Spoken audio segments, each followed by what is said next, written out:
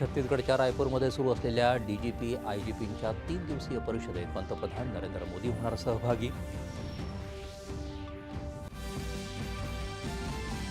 सरकारनं पोलीस प्रणाली भक्कम करण्यासाठी उचललेल्या पावलांमुळे लवकरच देश नक्षलवादाच्या समस्येतून पूर्णपणे मुक्त होईल, केंद्रीय गृहमंत्र्यांनी व्यक्त केला विश्वास.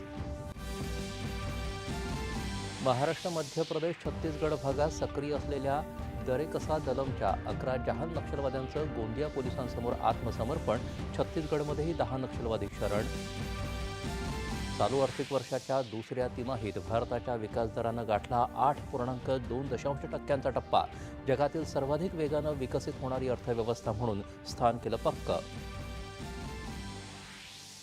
राज्यात प्रचारसभांचा धडाका सुरू. गडचिरोली आणि भद्रावती इथल्या प्रचारसभेत मुख्यमंत्र्यांचं सुनियोजित नगरविकास करण्याचं आश्वासन.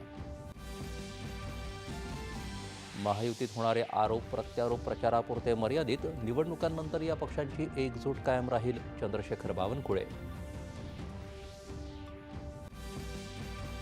लेखक शब्दसृष्टीचे ईश्वर असून त्यांनी मनुष्याचं जीवन सुखी करणाऱ्या साहित्याची निर्मिती केली पाहिजे, सरसंघचालक मोहन भागवत यांचं प्रतिपादन.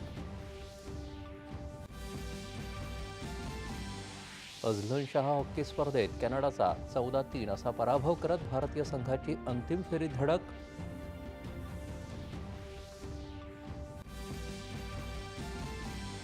सय्यद मोदी आंतरराष्ट्रीय बॅडमिंटन स्पर्धेत किदांबी श्रीकांतची उपांत्य फेरीत धडक.